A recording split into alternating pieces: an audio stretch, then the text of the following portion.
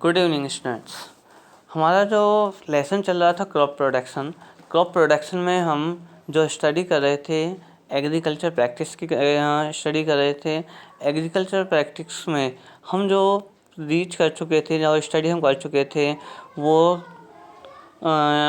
Study कर चुके थे प्रोटेक्शन कैसे करें अपनी जो क्रॉप है उसको वीड से और पेस्ट से। वीडिंग हम उस दिन पढ़ चुके थे लास्ट वीडियो में। आज हम जो स्टडी कर रहे हैं वो है पेस्ट कंट्रोल। ये पेस्ट होते क्या हैं? पेस्ट वो ऑर्गेनिज्म हैं जो हमारी क्रॉप पर अटैक करते हैं और उसको डैमेज कर देते हैं।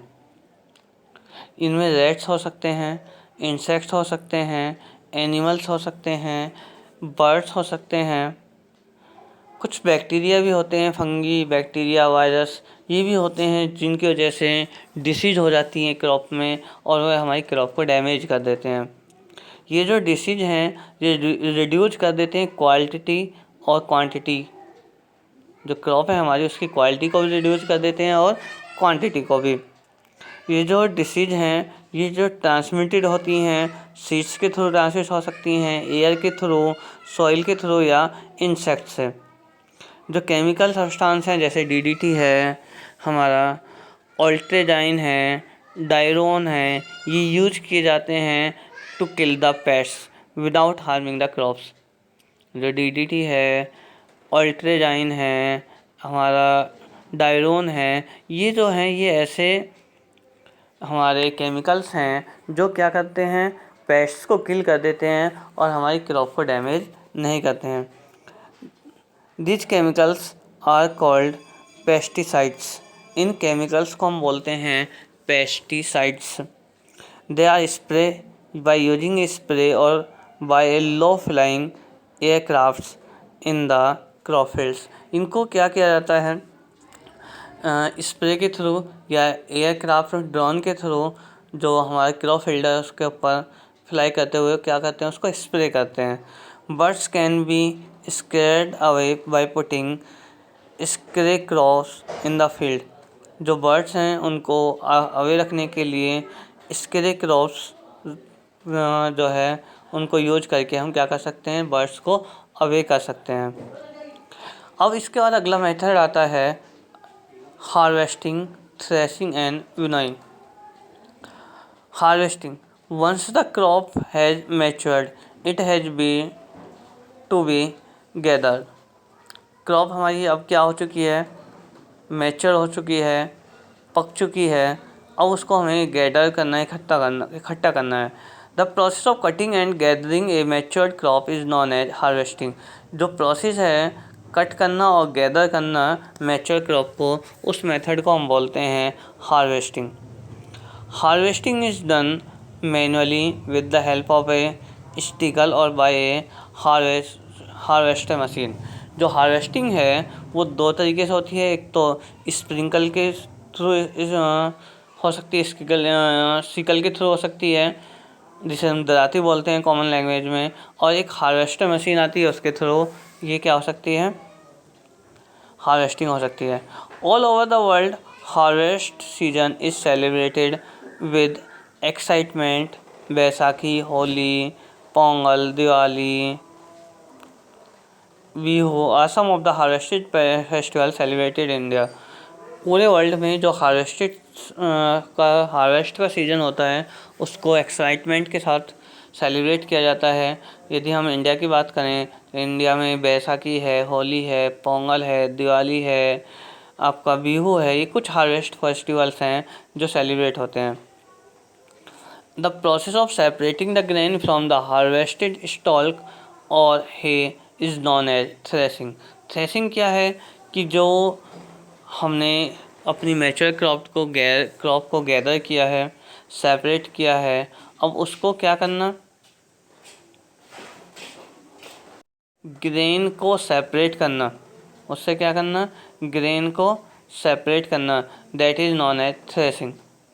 This is done by spreading the harvested crop on the ground and walking over them.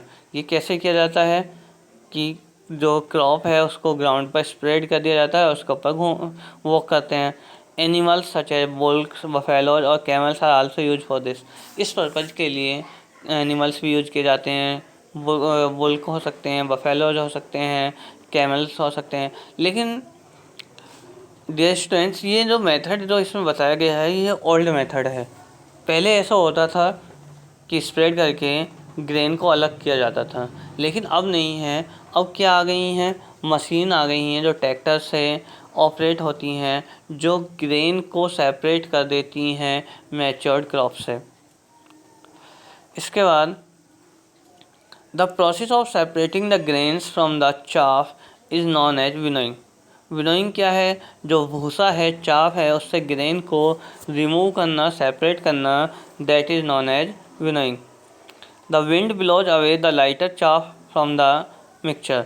उसमें क्या होता है, एक बड़ा फ़ैन रख लिया जाता है, फ़ैन के आगे उसको फोल्ड कराया जाता है। जो मिक्सचर है, क्या होता है, एयर ब्लो करती है और एयर ब्लो करने पर जो हल्का भूसा होता है, चाफ होता है, वो फ्लाई हो जाता है, अलग कलेक्ट हो जाता है। और जो हैवियर ग्रेन्स हैं वो वहीं ग्राउंड पर नीचे ही क्या होते रहते हैं, कलेक्ट होते रहते हैं। फिर इसमें ये बताया गया है कि जो बड़े बड़े फार्म होते हैं वो क्या करते हैं, बड़ी बड़ी मशीनें यूज करते हैं जिन्हें हम थ्रेशर बोलते हैं। कंबाइन मशीन भी आती हैं जो कट भी करती हैं, थ्रेश भी करती हैं, सेपरेट भी करती हैं। अब इसके बाद क्या हुआ, अब हमारी जो क्रॉप है मैच्योर हो चुकी है, उसकी हार्वेस्टिंग हो चुकी है, विनोइंग हो चुकी है। अब उसके बाद उसको क्या किया जाता है, स्टोरेज किया जाता है। Food material which contain high amount of moisture get spoiled easily when kept for some time at room temperature. जो फूड मटेरियल है, जो इसमें क्या होता है, हाई अमाउंट में मॉइस्चर होता है, वो स्पॉइल्ड हो जाता है इजीली जब उसको हम कुछ समय के लिए रूम टेम्परेचर पर रख दें। Thus proper storage of food material is very important. इसलिए जो फूड मटेरियल है उसका proper storage is necessary. There are two different types of storage, dry storage and cold storage. हमारे यहाँ जो है 2 मेथड चलते हैं स्टोरेज के, एक होता है ड्राई स्टोरेज और एक होता है कोल्ड स्टोरेज। ड्राई स्टोरेज क्या है, इस मेथड में क्या किया जाता है, जो फूड ग्रेन्स होते हैं उनको सनलाइट में क्या किया जाता है, ड्राई किया जाता है, जिससे कि जो मॉइस्चर है वो क्या हो जाए, 40% से लेस हो जाए, जिससे कि जो पेट्स हैं उस पर अटैक ना कर पाएँ। और इस ड्राई फूड ग्रेन को क्या किया जाता है, बैग्स में पैक करके कलेक्ट कर लिया जाता है। क्या कहते हैं इसको, बैग में पैक करते हैं। अब बैग को पैक करके क्या कर दिया जाता है, स्टोर करके रख लिया जाता है।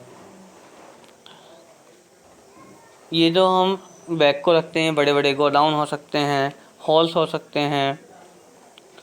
एक आता है कोल्ड स्टोरेज।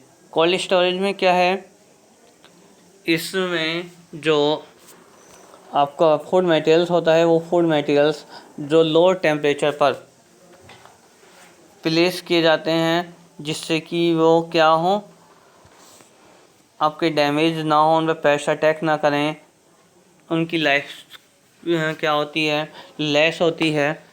तो वहाँ क्या किए जाते हैं, उन फूड मटेरियल्स को कोल्ड स्टोरेज में क्या कर लिया जाता है, स्टोर करके रख लिया जाता है। क्लियर है, आज के लिए इतना ही रहने देंगे, कल हम आगे इसको कंप्लीट करने की कोशिश करेंगे। Thank you students.